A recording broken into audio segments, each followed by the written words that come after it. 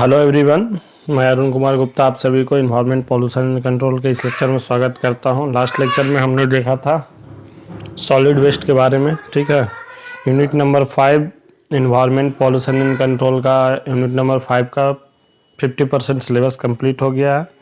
2 topic और बचे हैं, जिसमें आपका एक है सॉइल पॉल्यूशन, दूसरा है रेडिएशन पॉल्यूशन, ठीक है, मतलब रेडियो एक्टिव एलिमेंट से जो भी पॉल्यूशन होता है उसके बारे में है। और लास्ट एक और है आपका ग्लोबल पॉल्यूशन। ये 3 पॉल्यूशन आपका कंप्लीट होने के बाद यूनिट नंबर 5 कंप्लीट होगा। तो आज का जो ये लेक्चर है इसमें आपको बताया जाएगा सॉइल पॉल्यूशन क्या होता है, सॉइल पॉल्यूशन में क्या क्या कारण है, ठीक है। और ये मेन आपका जितने भी सिलेबस है उसके बारे में हम यहाँ पे लिख डालेंगे। जैसे सॉइल पॉल्यूशन में पढ़ना क्या है, केमिस्ट्री ऑफ सॉइल, दूसरा है सॉइल इरिगेशन बाय इफ्लुएंट्स, ठीक है। इफ्लुएंट्स का मतलब होता है कि जो वेस्ट वाटर होता है, ठीक है, जो भी हम लोग यूज करने के बाद जो वाटर को वेस्ट कर देते हैं, ठीक है, उस वाटर को ट्रीटमेंट करके हम लोग क्या करते हैं, इरिगेशन के लिए यूज करते हैं। इरिगेशन का मतलब होता है सिंचाई, ठीक है, सिंचाई। तो उसको कैसे यूज करते हैं इसके बारे में है। और लास्ट में आपका एग्रीकल्चरल पॉल्यूशन की मतलब कि जो एग्रीकल्चरल पॉल्यूशन क्या होता है, उससे क्या क्या इफ़ेक्ट होते हैं और वो उसका क्या क्या सोर्स है, ठीक है। चलिए एक एक करके हम अभी लेक्चर को आगे बढ़ाते हुए टॉपिक पढ़ते हैं। सबसे पहले है सॉइल पॉल्यूशन होता क्या है। तो देखिए सॉइल पॉल्यूशन क्या होता है। Soil pollution is contaminations of soil with harmful substance that can adversely affect the quality of the soil and the health of those living on it। मतलब बोल रहा है कि सॉइल पॉल्यूशन ये एक ऐसा कंटामिनेशन है, एक ऐसा बोल सकते हैं कि तत्व है जो कि किसी सॉइल को हार्मफुल कर देता है। हार्मफुल सब्सटेंस सॉइल में जाकर जब मिल जाते हैं तो वो आपका सॉइल पॉल्यूशन होता है। दैट कैन एडवर्सली अफेक्ट, और वो उल्टा अफेक्ट जनरेट करने लगता है। क्वालिटी ऑफ सॉइल क्या होता है आपका, मतलब उसको एडवर्सली इफेक्ट करने लायक हो जाते हैं। And the health of those living on it, और जो सॉइल के पास में रहते हैं या सॉइल के ऊपर में रहते हैं या सॉइल के साथ में रहते हैं, उस लिविंग थिंग्स पे वो क्या करता है, एडवर्सली इफेक्ट जनरेट करता है। तो अगर इस तरीके से इफेक्ट जनरेट किया तो वो सॉइल को हम लोग क्या बोलेंगे, पॉल्यूटेंट हो गया है, और जो भी सॉइल है उसको सॉइल पॉल्यूशन बोलेंगे, ठीक है। नेक्स्ट डेफिनेशन क्या है, it is defined as the buildup in soil of pesticide, persistent, toxic compound, chemical salts, radio active material और डिजीज कॉजिंग एजेंट। मतलब कि सॉइल पॉल्यूशन को हम लोग डिफाइन इस तरीके से भी कर सकते हैं कि यह बिल्डअप इन सॉइल, मतलब सॉइल में हो जाता है ऑफ परसिस्टेंट टॉक्सिक कंपाउंड्स, मतलब कि उसमें कुछ जहरीला कंपाउंड्स उसमें मिल जाते हैं। केमिकल सॉल्ट्स जो होते हैं, ठीक है, मतलब कि आप बोल सकते हैं जो केमिकली जो आपका सब्सटेंस है जो कि सॉइल में मिल जाते हैं। रेडियो एक्टिव मटेरियल मिल जाते हैं, जिससे क्या होता है कि बीमारी वगैरह होता है, और यह बीमारी पैदा करने वाले एजेंट अगर मिल जाते हैं तो ये सारे चीज़ मिलने के बाद जो सॉइल हमें मिलती है उसको हम लोग सॉइल पॉल्यूशन बोलते हैं।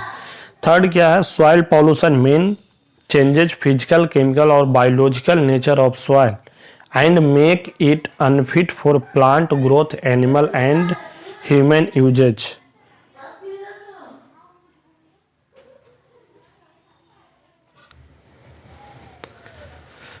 ठीक है, तो ये आपका सॉइल पॉल्यूशन का 3 डिफिनेशन। आप किसी एक भी डिफिनेशन को आप थोड़ा सा अपने हिसाब से याद कर लीजिए ताकि आपको लिखने में आसान हो जाए।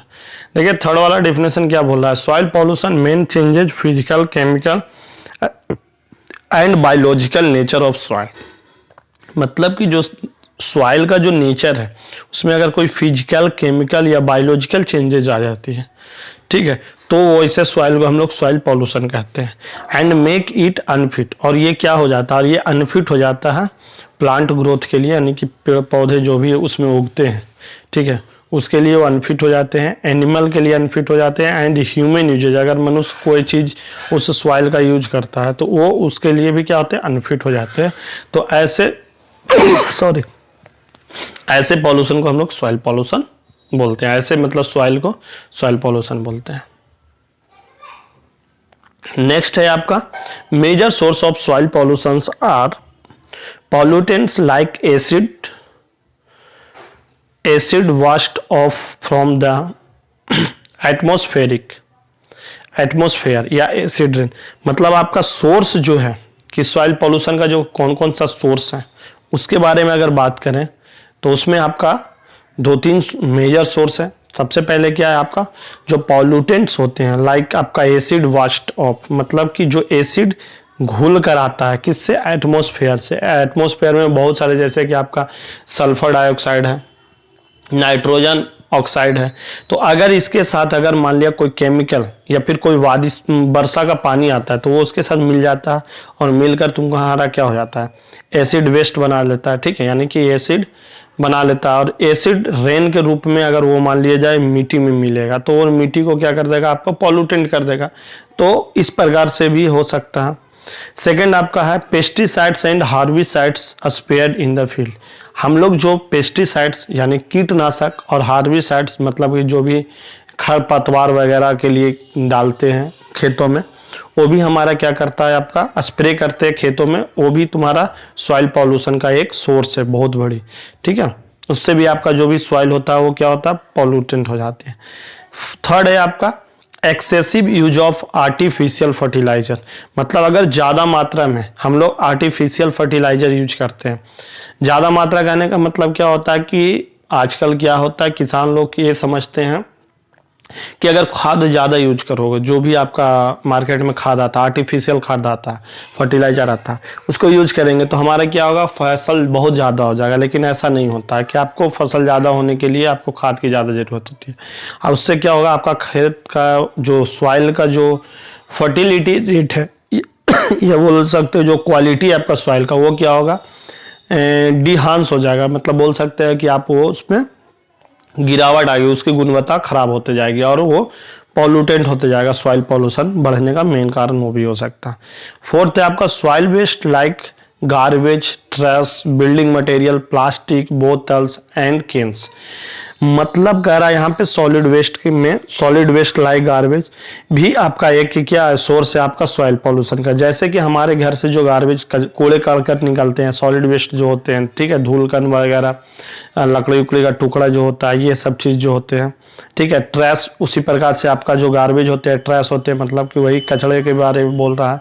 बिल्डिंग मटेरियल जो टूटा हुआ ईटा और बोल सकते हो पत्थर वगैरह, ठीक है, ढलाई का मटेरियल हो गया आपका, आयरन पीस, आयरन का टुकड़ा, ये सारा चीज़, ये सब आपका प्लास्टिक बोतल्स हो गए, केन्स हो गए, ठीक है, ये सारे भी आपका एक प्रकार का क्या है, सॉइल पॉल्यूशन। अगर ये सब जाकर सॉइल में मिलेंगे तो सॉइल पॉल्यूशन ही करेंगे।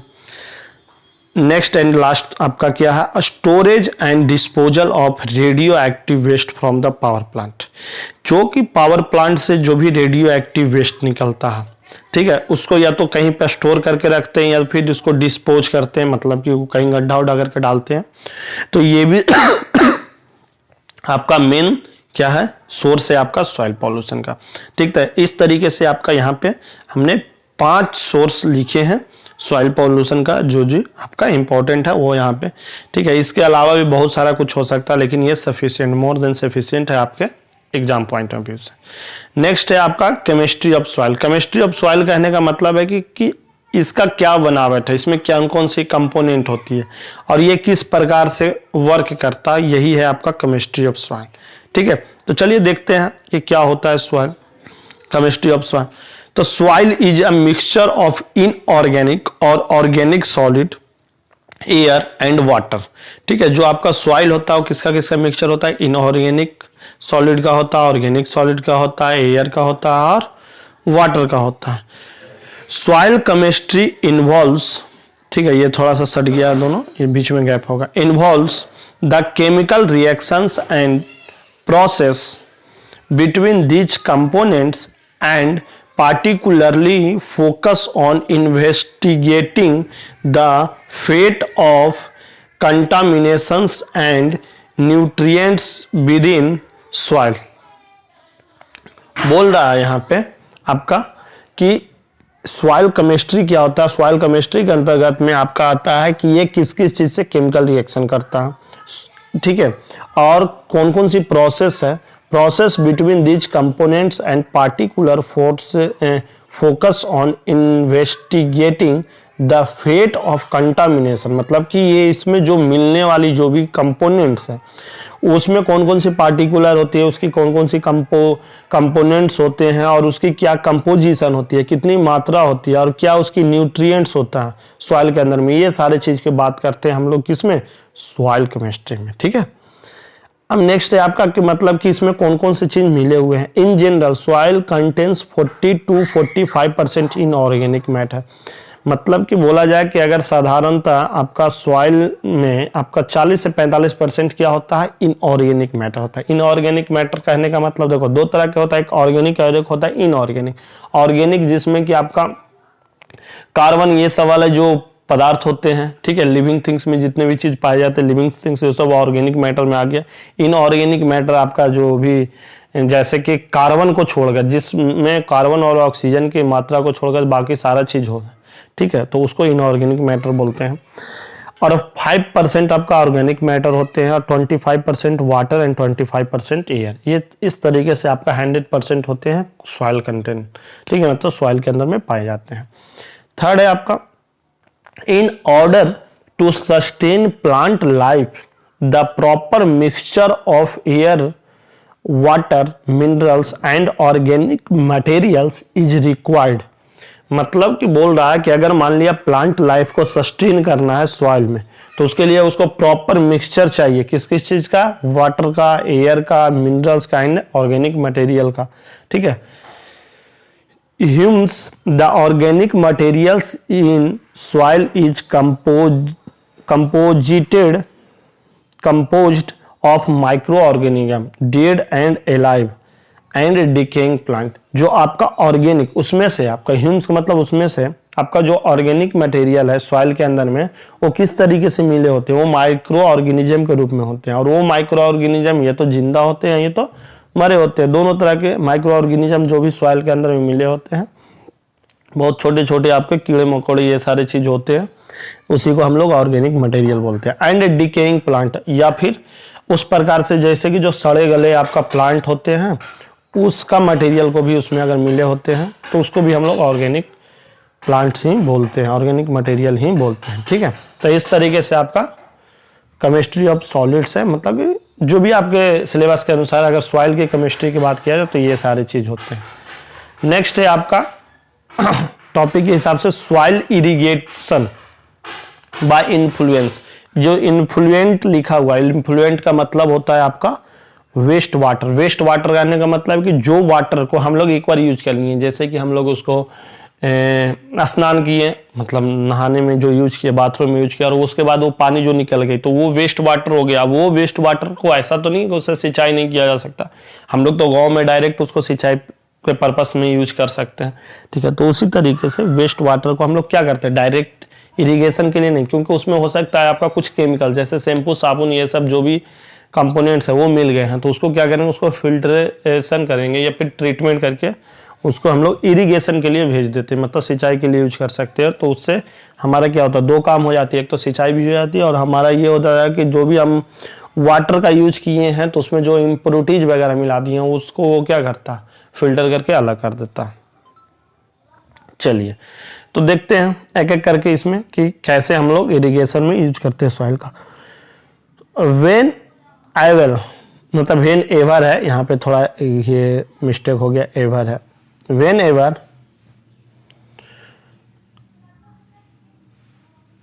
Waiting waste water for irrigation, मतलब whenever we use waste water for irrigation use indirectly physical, biological or chemical constituent that may be a potential environment or health waste concern। मतलब बोल रहा है कि जब कभी भी अगर हम जो वेस्ट वाटर है उसको इरिगेशन के लिए यूज करते हैं, मतलब सिंचाई के लिए यूज करते हैं, तो इनडायरेक्टली हम लोग उसका यूज कैसे करते हैं, उसके फिजिकल, बायोलॉजिकल और केमिकल कंस्टिट्यूशन को हम लोग उसका यूज करते हैं। ठीक है, पानी का जो भी आपका फिजिकल है, बायोलॉजिकल है और केमिकल कंस्टिट्यूशन है उसका यूज करते हैं। That may be a potential environment, और वो उसको एक पोटेंशियल इन्वायरमेंट, मतलब जो भी इन्वायरमेंट होता है, पर्यावरण या फिर वातावरण की बात करो, उसमें एक पोटेंशियल मतलब जान दे सकता है। ठीक है, उसमें एक प्रकार को बोल सकते हैं कि ताकत सी देती है। और हेल्थ वेस्ट कंसर्न, और मतलब कि जो भी वेस्ट कंसर्न है, मतलब कि जो एक तो बर्बाद हो रहा है तो उसका हेल्दी इन्वायरमेंट पे पड़ना चाहिए ना, कि जाए और वो जहाँ पे भी जाए और वहाँ खुद ही पॉल्यूशन क्रिएट करे, ऐसा नहीं होना चाहिए। नेक्स्ट है आपका development of appropriate protocols for determining land area that are suitable to receive municipal waste water for irrigation. इसके लिए हम लोग को क्या चाहिए, डेवलपमेंट ऑफ एप्रोप्रिएट प्रोटोकॉल। पहले हमें एक अच्छे से प्रोटोकॉल चाहिए। ठीक है, एप्रोप्रिएट सही से होना चाहिए। ठीक है, ढंग से एक डेवलपमेंट करना चाहिए जिसमें हम लोग क्या करें कि पूरे आपका एरिया का जो डिटरमाइनिंग लैंड है, ठीक है, वहाँ पे जितने भी लैंड है उसको, मान लीजिए कि हमारे आसपास में बहुत सारे फील्ड है और उसको इरिगेशन करना, तो हमारे लोकल में जितने भी वेस्ट वाटर हो रहे हैं तो उसको पहले क्या करें कि एक जगह इकट्ठा करें अच्छे से प्रोटोकॉल के थ्रू, और उसको प्रॉपर ट्रीटमेंट करें और उसको कंटिन्यू, मान लीजिए कि हमें कंटिन्यू सिंचाई की जरूरत है, सालों भर सिंचाई की जरूरत है, तो उसको सालों भर के लिए हम लोग प्रोवाइड करा सकते हैं, क्योंकि सालों भर लोग यूज करेंगे पानी को, और पानी को हमें उस तरीके से यूज करना है। That are suitable to receiving municipal waste water for irrigation. और वो जो म्युनिसिपल वेस्ट वाटर जो म्युनिसिपल से आता है, म्युनिसिपैलिटी वाले जो वेस्ट वाटर भेजते हैं, ठीक है, मतलब कि जो नाला वाला से पानी आ रहा है उसको लेकर रिसीव करके उसको अच्छे से ट्रीटमेंट करके इरिगेशन के लिए भेज देते हैं। नेक्स्ट है determinations of the appropriate annual waste water loading rate. देखो अब यहाँ पे वही चीज है कि एक साल के लिए, मतलब प्रत्येक साल के लिए हमें कितना वेस्ट वाटर लोड आ रहा है, ठीक है, और हमें कितना इरिगेशन में यूज हो रहा है, ये सारे कैलकुलेशन करना पड़ेगा, डिटर्मिनेशन करना पड़ेगा, मतलब निकालना पड़ेगा पूरा उसका बायोडाटा, उसको लिखित में समझना पड़ेगा, उसके बाद ही हम लोग इस तरीके से प्लान कर सकते हैं। The frequency, durations and method of application as well as the period over which such applications can occur. ठीक है, मतलब कि क्या फ्रीक्वेंसी है।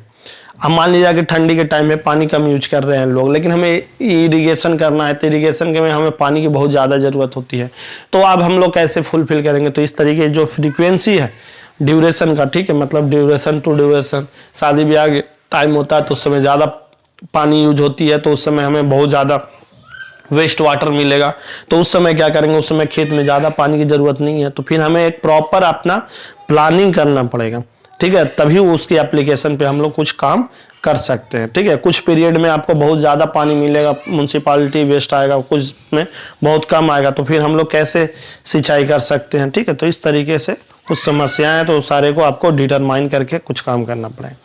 नेक्स्ट है inclusions of the process that will ensure there is appropriate technical review of valid neighborhood stakeholder concern। मतलब बोल रहा है inclusions of the process, मतलब प्रोसेस को देखते हुए कि मतलब किस तरीके से काम करना है, और साथ में एक ऐसे टेक्निक का यूज करना पड़ेगा, टेक्निकल हमें रिव्यू लेना पड़ेगा, जिसकी जैसे कि आसपास के जो भी जहाँ पे हम स्टोर करके रख सकते हैं, या फिर फर्दर के लिए मान ट्रीटमेंट कर दिए पानी को, और उस पानी का भी अगर सिंचाई में नहीं यूज हुआ तो स्टॉक करके रख लो कि अगले कुछ समय के बाद भी यूज कर सकते हो। तो इस तरीके से टेक्निक यूज करके हम लोग सॉइल इरिगेशन में यूज कर सकते हैं। ठीक है, नेक्स्ट इसी का कंटिन्यू में ही है आपका परमिट टू कंस्ट्रक्ट, एक्सटेंट और alter any treatment wastewater irrigations work must be obtained from the Watership Security Agency WSA before starting constructions of such works। देखो इसके लिए हमें कुछ परमिशन लेनी पड़ती है। कंस्ट्रक्शन अगर मान ले कुछ ऐसा आपको इरिगेशन प्लांट बनाना है, ठीक है, वेस्ट वाटर इरिगेशन प्लांट बनाना है, उसको ट्रीटमेंट करके उसको आपको इरिगेशन के लिए यूज करना, तो उसके लिए आपको शिप सिक्योरिटी एजेंसी, ठीक है, WSA से इस कंस्ट्रक्शन को स्टार्ट करने से, इस काम को चालू करने से पहले आपको परमिशन लेनी पड़ती है, ठीक है, उसको बताना पड़ता है या फिर वो परमिट देते हैं। नेक्स्ट है आपका treated waste water irrigation project में be require a geological investigations based on irrigated volume and long term effect of soil and ground water.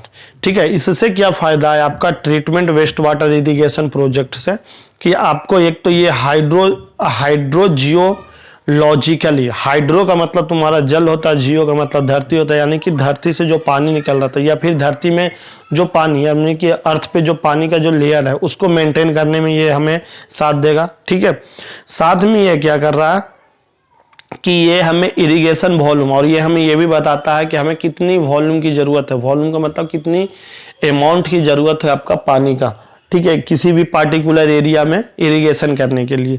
और ये लॉन्ग टर्म इफेक्ट है आपका सॉइल एंड ग्राउंड वाटर का, और ये बहुत सारे लंबे समय तक चलेगा आपका अगर इस तरीके से एक बार प्लांट आप लगाते हैं, जिससे आपको फायदा होगा। लॉन्ग टर्म इफेक्ट भी है और सॉइल एंड ग्राउंड दोनों चीज के लिए, ग्राउंड वाटर भी लेवल बनाए रखेगा और सॉइल का भी इफेक्ट अच्छा करे रहेगा। ठीक है, नेक्स्ट है आपका एग्रीकल्चरल पॉल्यूशन।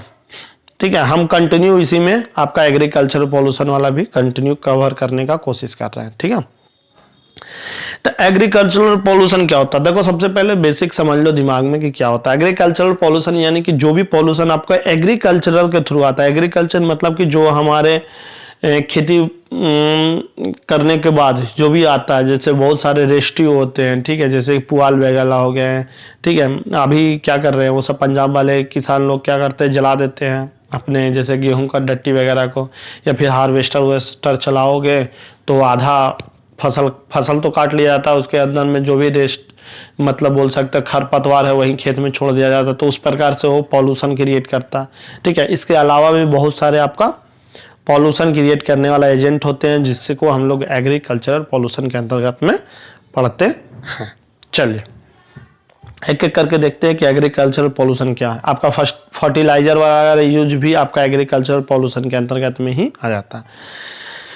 तो ये आपका है रेफर टू बायोटिक। चलिए देखते हैं agricultural pollution. Refer to biotic and abiotic by product of farming practices that result in contaminations or degradations of the environment and surrounding ecosystem and cause injury to human and their economic interest। मतलब अगर agricultural pollution को अगर बात करोगे तो ये refer करता है आपका किसको, बायोटिक और अबायोटिक दोनों तरफ के प्रोडक्ट को। ठीक है, by farming particles practices. Farming practices का मतलब कि वही कि खेती करने का जो हम लोग काम करते हैं, प्रैक्टिसेस मतलब बार बार करते रहते हैं, नए नए तरीके अपनाते रहते हैं, तो इसको प्रैक्टिस बोलते हैं। दैट रिजल्ट्स इन कंटामिनेशन, और ये जो हमें इसका इफेक्ट जो मिलता है, इसका जो परिणाम मिलता है वो आपको अगर कंटामिनेशन और डिग्रेडेशन, अगर इसमें से हमें कुछ त्रुटियां मिलेगी, ठीक है, उसकी डिग्रेडेशन होगा, किसका इन्वायरमेंट में कोई त्रुटियां मिलेगी उसकी डिग्रेडेशन होगा, और सराउंडिंग इकोसिस्टम हमारे आसपास में जो भी इकोसिस्टम है उसमें अगर किसी प्रकार से गिरावट या कंटामिनेशन दिखेगा, और कॉज्ड इंजरी टू ह्यूमन, ठीक है, और पैदा कर सकता है किसी प्रकार का इंसान को इंजरी। ठीक है, तो ऐसे सिस्टम के ऐसे पॉल्यूशन को हम लोग क्या बोलते हैं, एग्रीकल्चर पॉल्यूशन बोलते हैं। ठीक है, main cause of agriculture pollution कौन कौन से कॉज है, तो सबसे पहला है आपका पेस्टिसाइड्स एंड फर्टिलाइजर, सबसे मेन कॉज आपका यही होता है एग्रीकल्चर पॉल्यूशन का, जो कि पेस्टिसाइड्स एंड फर्टिलाइजर। पेस्टिसाइड्स का मतलब होता है कीटनाशक। अगर कीटनाशक का यूज करते हो, देखो कीटनाशक हम लोग अपने फसल में छींटते हैं ताकि क्या होता है कि हमारा फसल पे को जो नुकसान कर रहा है ऑर्गेनिक मटेरियल या फिर बोल सकते हैं कीड़े मकोड़े जो भी आपका अदर प्लांट होते हैं, ठीक है, वो अगर मतलब उसके साथ उग जाते हैं तो उसको वो तो मर जाते हैं। लेकिन क्या हो रहा है कि ओवरऑल अगर इकोसिस्टम देखा जाए तो वो भी हमारे लिए उतना ही उपयोग था जितना कि फसल है, ठीक है। लेकिन फसल का यूज हम लोग करते हैं खाने होने के लिए, लेकिन उसको यूज नहीं कर पाएंगे। लेकिन उसको अगर हम नुकसान पहुंचा रहे तो कहीं ना कहीं तो एक प्रकार से हम लोग वो पेस्टिसाइड्स यूज किए हैं, तो वो हमारा जो फसल है उसमें भी तो वो कहीं घुल गया। कल को हम उसका यूज करेंगे तो हमारे अंदर भी जा सकता था। इस तरीके से पेस्टिसाइड्स भी आपका एग्रीकल्चर पॉल्यूशन का एक कारण है। दूसरा आपका फर्टिलाइजर, कौन सा? Artificial fertiliser. फर्टिलाइजर दो तरह के होते हैं, एक आपका होता है बायोलॉजिकल और एक होता है आर्टिफिशियल। बायोलॉजिकल में होता है आपका जैसे कि गोबर वोबर का यूज करते थे हम लोग फर्टिलाइजर के रूप में, तो वो अच्छा है, ठीक है, जैविक खाद जिसको बोलते हैं। और ये तुम्हारा ये क्या है? रासायनिक खाद है, ठीक है। तो ये जो मार्केट में मिलता है रासायनिक खाद, ये हमारे लिए आपका पॉल्यूशन क्रिएट करता है। नेक्स्ट है आपका कंटामिनेटेड वाटर। अगर कंटामिनेटेड वाटर मतलब कि इम्प्योर पानी का अगर इस सिंचाई के रूप में यूज करते हो तो ये भी हमारा एक प्रकार का क्या है? पॉल्यूशन क्रिएट ही करता है, एग्रीकल्चर पॉल्यूशन है, ठीक है। अब मान लिया जाए कि किसी खेत में पानी है, अब उसमें तुम क्या किया? फर्टिलाइजर यूज कर ली, तो वो क्या हो गया? या फिर कीटनाशक उसमें यूज किया, वो पानी में अगर वो मिल गया कीटनाशक, तो ऐसे भी वो क्या है? कंटामिनेशन है, कंटामिनेटेड वाटर है। और उससे से क्या होगा कि हमारा इफेक्ट हो सकता है। अगर वो पानी कोई जानवर पी लेता तो जानवर मर जाता, खाद का पानी। तो इस तरीके से वो क्या है? आपका एग्रीकल्चर पॉल्यूशन है। थर्ड है आपका सॉइल इरोजन्स एंड सेडिमेंटेशन, ठीक है। सॉइल इरोजन भी आपका एक प्रकार के एग्रीकल्चर पॉल्यूशन है। अगर मान लीजिए क्या होता है कि जब हम लोग एग्रीकल्चर करते, खेती करते, तो खेती करते हैं तो क्या करते हैं कि फसल लगाते हैं और फिर फसल को काट लेते हैं। फसल जैसे लगा हुआ था तो ठीक है, फसल काटा तो वहाँ पे क्या हो जाता है कि फसल को, अब वहाँ पे जो मिट्टी है, मिट्टी को रोकने के लिए कोई फसल नहीं है, उसकी जड़ें खत्म हो गई है, तो वो क्या होगा? धीरे धीरे अगर पानी आएगा, वहाँ पे बारिश होगी तो वो मिट्टी कट जाती है, तो सॉइल इरोजन भी आपका एक प्रकार का वहाँ से होना स्टार्ट हो जाता है। और सेडिमेंटेशन, सेडिमेंटेशन का मतलब होता है कि आपका जो फिल्ट्रेशन, मतलब कि गद में जाकर आपका जो भी फर्टिलाइजर जो भी है, ठीक है, वो एक जगह पे जाकर कहीं पे जमा हो जाता है, ठीक है। तो इस तरीके से सेडिमेंटेशन होते हैं। फिर लाइव स्टॉक्स होते हैं कि जो मतलब जीवित आपका वहाँ पे कोई भी चीज़ जीवित, मतलब नए नए फसल वगैरह हो गए हैं, तो वहाँ पे कुछ ऐसे आ जाते हैं कि जैसे कि हमने टाइम से फसल स्टार्ट कर रहे थे तो उस समय कुछ अलग ही अनवांटेड पौधे उग जाते हैं, ठीक है, जिसको हम नहीं चाहते, अनवांटेड प्लांट उग जाते हैं, तो वो आपका लाइव स्टॉक, तो उस तरीके से वो भी एक पॉल्यूशन क्रिएट करता है, ठीक है। आपका नेक्स्ट है आपका पेस्ट एंड वीड्स, ठीक है। मतलब कि आप बोल सकते हैं कि वीड्स मतलब अलग अलग प्रकार के प्रजातियों का भी पेड़ पौधे हम लोग हाइब्रिड्स वगैरह लगाने के चक्कर में, ठीक है, नए नए तरह के हम लोग फसल का वो मतलब आविष्कार करते रहते हैं, तो उससे क्या हो जाता है कि आपका वो भी हमारे लिए नुकसानदायक होता है, ठीक है, कि जिसको हमें ज़रूरत नहीं है तो वो भी चीज़ आ गया। अब एक एक करके डिटेल में पढ़ते कि फर्टिलाइजर हमें किस प्रकार से नुकसान देता है। तो fertiliser use to correct soil deficiency, अगर इसका सही मात्रा में यूज करोगे तो उसकी क्या होगा? इफिशियंसी बढ़ेगा। अगर मतलब सही से यूज नहीं करोगे तो फिर क्या होगा? डिफिशियंसी हो जाएगी। मतलब कि इफिशियंसी का उल्टा डिफिशियंसी। इफिशियंसी होता तो उसकी फर्टिलिटी रेट बढ़ाता, लेकिन ये क्या होगा? अगर ज़्यादा मात्रा में सॉइल फर्टिलाइजर का यूज करोगे तो वो सॉइल का जो फर्टिलिटी रेट है उसको क्या करेगा? घटा देगा।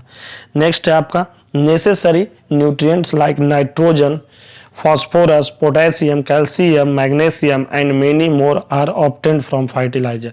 आपका जो फर्टिलाइजर से मेनली कौन कौन सी न्यूट्रिएंट्स मिलते हैं सॉइल के अंदर में? वो होते हैं nitrogen, phosphorus, potassium, calcium, magnesium and many other. Sulphur होता है, जिंक होता है, इसके अलावा भी बहुत सारे न्यूट्रिएंट्स होते हैं जो कि सॉइल के अंदर में जाकर मिलते हैं। तो इस तरीके से फर्टिलाइजर जो हमारे सॉइल के अंदर में मिलकर नुकसान करते हैं और एग्रीकल्चर पॉल्यूशन बनाते हैं। नेक्स्ट है आपका पेस्टिसाइड्स। पेस्टिसाइड्स क्या करते हैं? To kill destroy pest and weeds, ठीक है, मतलब कि वही है जो पेस्ट एंड वीड्स, मतलब कि नए प्रकार के पौधे वौधे होते हैं या फिर दूसरे तरह का जो प्रजातियां होती है वो उग जाते हैं तो उसको वो मारते हैं, ठीक है, जानवर को भी मार देते हैं जो भी उसके अंदर में जानवर होते थे, ये पेस्टिसाइड्स का काम है, ठीक है। तो इस तरीके से ये एक प्रकार से देखा जाए तो हमारे इन्वायरमेंट के लिए सही नहीं है। डिक्रीज फर्टिलिटी ऑफ सॉइल, और इसके बाद ये पेस्टिसाइड क्या करता है, जो भी उर्वरकता शक्ति है उसमें क्या करता है, उसको डिक्रीज कर देता है, घटा देता है, ठीक है। तो इस तरीके से अभी तक हमने देखा कि एग्रीकल्चरल पॉल्यूशन होता है किसके किसके कारण, आपका मेन दो चीज होती है, पेस्टिसाइड्स और फर्टिलाइजर के कारण, ठीक है। नेक्स्ट है आपका advantage of inorganic fertiliser and pesticides, ठीक है, मतलब कि जो फर्टिलाइजर इनऑर्गेनिक फर्टिलाइजर यूज करते हैं या पेस्टिसाइड्स यूज करते हैं तो उसका क्या क्या एडवांटेज है और क्या क्या उसका डिसएडवांटेज है, दोनों पढ़ेंगे। तो पहले अभी हम लोग पढ़ते हैं एडवांटेज। पहला है can make to desired ratio of nutrients, ठीक है, आपका जो फर्टिलाइजर यूज करते हैं इनऑर्गेनिक फर्टिलाइजर, ये हमें जो भी डिजायर हमारे ज़रूरत का जो न्यूट्रिएंट्स की रिक्वायरमेंट होता है वो मेंटेन करके रखता है, ठीक है। इजी टू गेट, हमें आसानी से मिल जाती है। लोअर कॉस्ट भी बहुत कम लगता है। रिक्वायर्ड नाइट्रोजन फिक्सेशन, ठीक है, जो भी नाइट्रोजन फिक्सेशन होना चाहिए, नाइट्रोजन की आवश्यकता बहुत ज़्यादा होती है आपको सॉइल के अंदर में, वो फिक्सेशन ये भी हमारा रिड्यूस किए रखता है, ठीक है, मतलब कि ज़्यादा नहीं, नाइट्रोजन अगर बहुत ज़्यादा बढ़ जाएगा तो फिर वो क्या हो जाएगा वहाँ पे ना कि आपका उर्वरकता शक्ति खत्म हो जाएगी, ठीक है, बंजर हो जाएगा भूमि, तो उसको रिड्यूस करके रखा जाता है, फिक्सेशन बढ़ने नहीं देता। Nitrogen soil life for 2 to 16 year, ठीक है, अगर सॉइल लाइफ की बात करते हैं तो ये जो सॉइल लाइफ होता है उसका थोड़ा सा नाइट्रोजन के कारण 2 से 16 साल के बीच में कम कर देता है, मतलब कि ज़्यादा दिन उसको जीने नहीं देता, ठीक है, जिससे हमारा क्या होता है फर्टिलिटी रेट बना हुआ रहता है।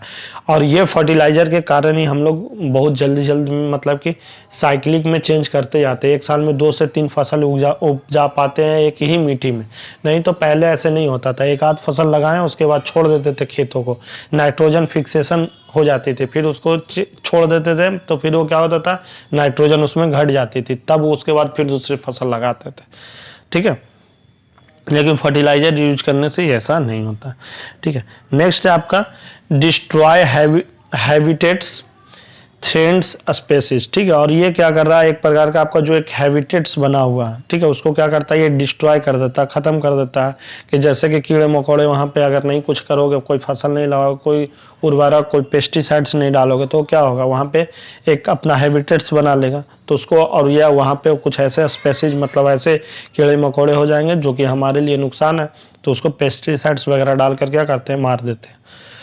नेक्स्ट है आपका कंटामिनेशन ऑफ ग्राउंड वाटर, और ये क्या करता है कि हमारा कंटामिनेशन ऑफ ग्राउंड वाटर को भी होने से बचाता है, ये हमारा एडवांटेज है इसका, ठीक है।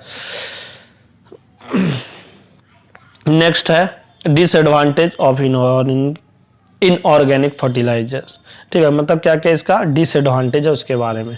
एक्यूमुलेशंस of soil acidity in soil which increase aluminium availability and hence toxic, मतलब बोल रहा है क्या कि अगर मान लिया जाए कि इनऑर्गेनिक फर्टिलाइजर का यूज करोगे तो एक्यूमुलेट ऑफ सॉइल एसिडिटी, मतलब सॉइल की जो एसिडिटी है उसमें आपका इंक्रीजमेंट कर देगा, सॉइल के अंदर में सॉइल एसिडिटी बढ़ जाएगा, hence increase the aluminium availability, मतलब उसके अंदर में एल्युमिनियम का जो मात्रा है वो बढ़ जाएगा और जिससे क्या होगा वो टॉक्सिक हो जाएगा यानी जहरीला हो जाएगा। फर्टिलाइजर बर्न, और क्या होगा धीरे धीरे आपका फर्टिलाइजर बर्न हो जाएगा, मतलब कि फर्टिलाइजर काम करने का मतलब कि वो नहीं होगा कि फिर उसमें तुम कुछ भी चीज़ डालो कोई भी फर्टिलाइजर यूज नहीं, मतलब वो बोल सकते हैं एक प्रकार से क्या होगा कि सेचुरेटेड कंडीशन में चला जाएगा, ठीक है, मतलब कि अब वो कोई उस पर फर्क नहीं पड़ता है, जैसे कि आदमी बहुत ज़्यादा दवा खाता है तो क्या होता है कि फिर उसको दवा का असर शरीर पर नहीं, तो उसी प्रकार से अगर वो बहुत ज़्यादा यूज होगा फर्टिलाइजर तो फिर फर्टिलाइजर का कोई यूज मतलब कि उसको कोई असर नहीं पड़ेगा। Nitrogen fertilizer can be converted by soil bacteria to nitrogen oxide।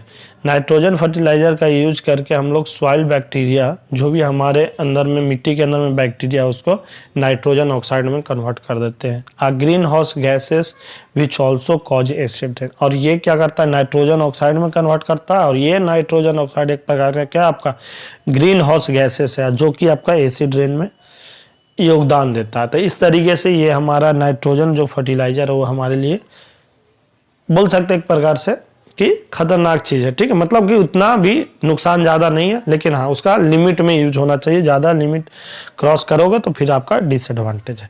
ठीक है, तो इस प्रकार से आपका सॉइल पॉल्यूशन का पूरा टॉपिक कवर हो गया। नेक्स्ट चैप्टर मतलब नेक्स्ट लेक्चर में आप लोग के लिए लेकर आएंगे रेडिएशन। ठीक है, रेडिएशन से आपका जो भी पॉल्यूशन है उसके बारे में लेकर आएंगे, और करीब करीब 5 लेक्चर में आपका ये पूरा syllabus environmental pollution and control का कवर हो जाएगा। ठीक है, तब तक के लिए आप लोग मन लगा कर पढ़िए। फिर मिलते हैं नेक्स्ट लेक्चर में। थैंक्स।